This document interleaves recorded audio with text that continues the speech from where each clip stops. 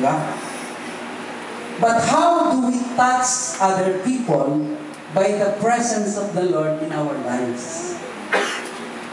How do we make friends with unbelievers? How do we persuade people that without Christ, they are lost? And how do we show the power of the Lord? So, mahalaga po ito na meron po tayong impact sa buhay nila o nagkakaroon po tayo ng impact sa buhay nila dahil tayo po yung blessed na blessed sa pagsamba sa Panginoon. Diba? So, mga kapatid, there are 4 kinds of evangelism. 1, presence evangelism. No talk of the gospel. It is not enough to lead a person to saving faith in Christ. Another one, proclamation evangelism. The gospel contains propositional truths that must be understood before saving faith can be exercised. So, kaya po kailangan kayong magsalita. Kailangan tayong magsalita dahil meron pong mga katotohanan ng Ebanghelyo na kailangan malinaw na maintindihan nung nakarinig. Kanya po sabi sa Bible, ang pananampalataya ay nagsisimula sa pakikinig. Kailangan pong malinaw yung katotohanan na maintindihan nila. And this includes the truths about God, sin, man, Christ, and salvation. Another one, persuasion evangelism. Diba? Not just contented with take it or leave it. Ano po? Paul pled with men to be reconciled to God. So, tayo po ay nagpipersuade ng tao para sila po ay makakilala sa Panginoon. Para sila po ay tumanggap ng kaligtasan. And another one is power evangelism, with signs and wonders initiated by the Holy Spirit. So, ito po yung 4 kinds of evangelism. At sa pamamagitan po nito, pwede po tayong gamitin ng Panginoon kahit sa ganito. So, alin po yung ating kakayahan dito? Pwede ka ba sa persuasion evangelism? Pwede ka ba sa power evangelism? Pwede ka ba sa presence evangelism? Pwede ka ba sa proclamation evangelism? So, saan po yung kakayahan natin dito? So, I think nagsisimula ito sa presence. Sa ating presensya. Ano po ba ang bagay na mahadlang sa atin? Bakit tayo ay nawawalan ng kakayahan ng bahagi ng gospel? Ano po yan? So, what things in our lives that causes us less confident? Maybe so much focus on ourselves, or so much focus on our self-sufficiency, or focus on our certificate, degree, or educational background. Ano po? Without power. Mga kapatid, it's time to search our hearts, mga kapatid. We need to resolve it as we look for our target this year, or the coming year. Ano po?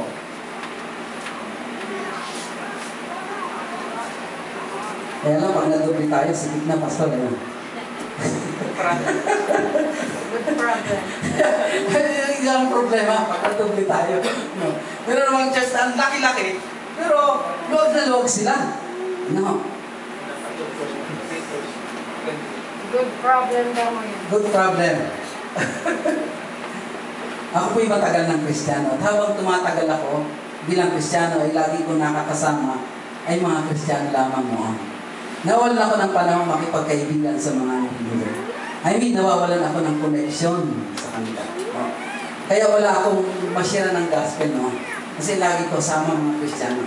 Wala akong friends na unbeliever. Kaya nag-isip ako kung paano ako makakonect sa kanila. At napakarami palang paraan. Napakarami paraan. Huwag po nating hayaan na mawalan tayo ng connection sa unbeliever. Dahil yung mga connections na yan ay opportunities para makapag-share tayo ng gospel. No? Alisin na natin yung talokbong, yung mga bagay na nagiging dahilan para tayo ay lumayo sa mga unbeliever. Alisin na natin yung mga bagay na nagiging dahilan para maitago o maisantabi po natin yung gospel. No? Number 3, we must be a glorious servant of the Lord. Why? Because we have much more glory in the new covenant.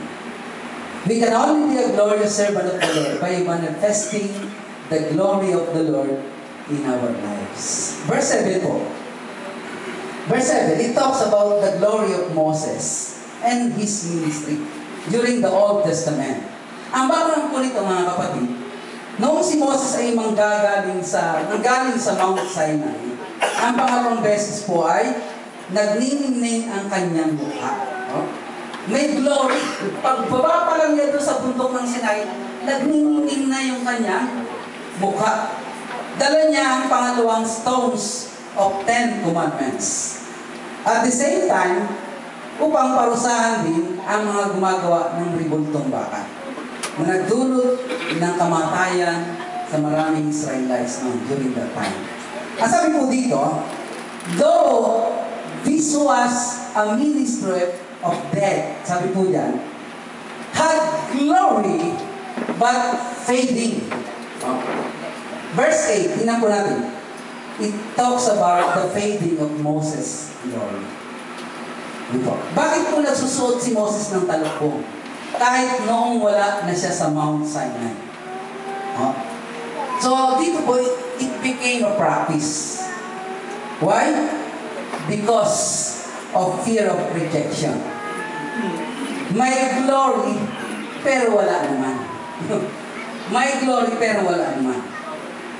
Mula po dito sa verse 8 hanggang 11, makikita po natin dito, there were much more glory in the New Testament or the New Covenant. Why? Ano po? Verse 9, Old Testament brings death. New Testament brings righteousness. Verse 10, Old Testament, wala nang ningning. New Testament, lalo pang nagniningning. Ano po? Verse 11, Old Testament, temporary glory. New Testament, eternal glory. Maliwanag po yan doon sa mga talata. Ano po? So dito po, verse 12 hanggang verse 17, ang talukbong ay doon lamang sa matitigas ang ulo. Ngayon po, paano maalis ang talukbong? So verse 12 to 17, because the veil is taken away. Wala na po yung talukbong dito. Verse 14, kapag ang isang tao ay nakipag-isa na kay Kristo, wala na po yung talukbong. Verse 16, wala nang talukbong pag tayo humarap sa Diyos. Verse 17, because we come to God, we move on with freedom by the Holy Spirit. Because where the Spirit of the Lord, there is liberty. Sabi po dyan, there is freedom. Ano po? So, maliwanag po dito, because the veil is taken away. Ang talukbong ay lamang po sa matitigasan. Paano maaalis ang talukbong? Verse 14 to 17. Maliwanag po yan. Letter C, because we are transformed into His likeness. Verse 18. It is the Holy Spirit who keeps on changing us with ever increasing glory. Ang ganda po ng ministry ng Tagalog Spirit. Meron po akong point. Yan. Nung ako po'y binata, mahilig po akong magbasa ng tula. Pero hindi po ako tumutula. Ako po'y nagagandahan lang sa mga mensahe ng tula. At minsan, pag ako yung nabibigay ng love letter kay Lani, may kasamang tula. Natandaan po niya. So, ganun po ako. I see myself. Ito po yung aking point. One day, I look at myself, at the self that Christ can see. I saw a person I am today and the one I ought to be. I saw how little I really pray, how little I really do. I saw the influence of my life, how little of it was true. I saw the bundle of faults and fears I ought to lay on the shelf. I had given a little bit to God, but I hadn't given myself. I came from seeing myself with a mind made up to be the sort of person that Christ can use, with a heart He may always see. Paano po makikita ang kalwalhatian ng Diyos sa ating buhay? Mahalaga po ito mga kapatid. So yung kalwalhatian po ng Diyos ang siyang nagbabago sa atin. But how? Number one, we need to act according to the power and leading of the Holy Spirit. Sa araw-araw po nating buhay, sa inyo pong quiet time, sa inyo pong devotion, talk to the Holy Spirit. Sabihin niyo sa banal na Espiritu, Holy Spirit, please empower me. Lead me, Holy Spirit. Alam niyo po ba, ang banal na Espiritu ay persona. Nandiyan po yan ay nasa kasama-sama niya. Oh. Sabi ko doon sa aking bilis disciple, Romy, magkasama tayo. Pag hindi mo ako kinakausap, isang araw tayong magkasama, pero hindi mo ako kinakausap, anong magiging damdamin ko? Magagalit siyempre, magyatampo. Nandiyan po ang banal na Espiritu sa inyong buhay. Kinakausap niyo po ba siya? Nandiyan po yan, kasama-sama niya. He is a person. He wants to talk with you. He wants to listen with you. Oh. Talk to the Holy Spirit. He will empower you and He will lead you, mga kapatid. Talk to Him. That's why isinubok po siya ni Kristo para tayo magkaroon ng, kung tayo nadidiscourage, encourager. Kung tayo kulang sa karunungan, tuturuan po niya tayo. Kung tayo po ay nalilito, bibigyan po niya tayo ng karunungan. Talk to the Holy Spirit. Magtatampo siya pag hindi siya kinausap. Pag hindi po siya hininga ng power at ng leading, hindi po siya mamumuna sa inyo. Siyempre, persona yan eh. Oh. Diba? Mga kapatid, mahalaga po ito. Number 2, let us manifest our glorious ministry. Mga kapatid, dito po sa number 1, hayaan po natin gamitin tayo ng banal na Espiritu. Ayon sa mga kaloob na binigay niya sa atin. Talk to Him. Always remember that God is not much concerned with your ability. No? The Holy Spirit operates in freedom. Sabi po sa verse 18. Verse 17. As long as we are available, He will lead us with freedom. As long as we are free to be used by God, He will use us mightily. As long as we are free. As long as we are available. Number 2, let us manifest our glorious ministry. Mga kapatid, when we go out there, we are not to kill, we are not to shoot, we are not to curse. But when we go out there, we touch the people, mga kapatid. That's our glorious ministry. We pray for them. Alam niyo po, nung kami nasa kantin doon sa Greenwood, nag-pray lang kami, natatouch na yung mga tao, na-encourage na sila. Hindi pa kami nagsishare ng gospel, pero when we pray for them, kapatid, salamat, pinag-pray mo ako. Kristiyano ka pala. No. So, nung kami pinado sa country, hindi ako nagpapakilala ng pastor. Basta, nagsishare ako, nagsasabi ako, nag-pray ako sa kanila. Pero, makikilala at makikilala ka talaga. When you touch the people, When you manifest your glorious ministry. Mga kapatid, napakaningning ng ating ministry bawat isa sa atin. And when we do it, mga kapatid, the people will be blessed. Serve them in the name of Jesus. Do good works for them with no string attached.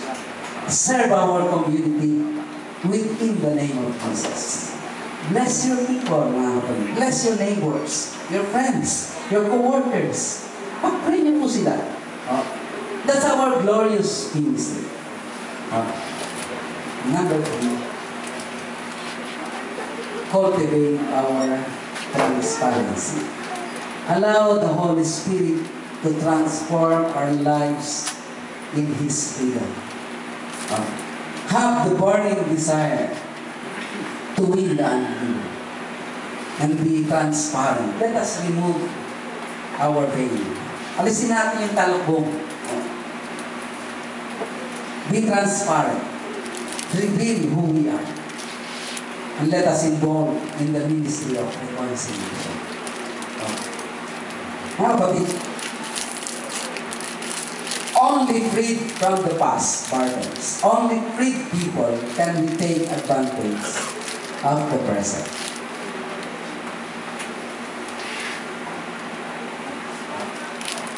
Our lives are not determined by what happens to us, but by how we react to what happens. Not by what life brings to us, but by the attitude we bring to life. A positive attitude causes a chain reaction of positive thoughts, events, and outcomes.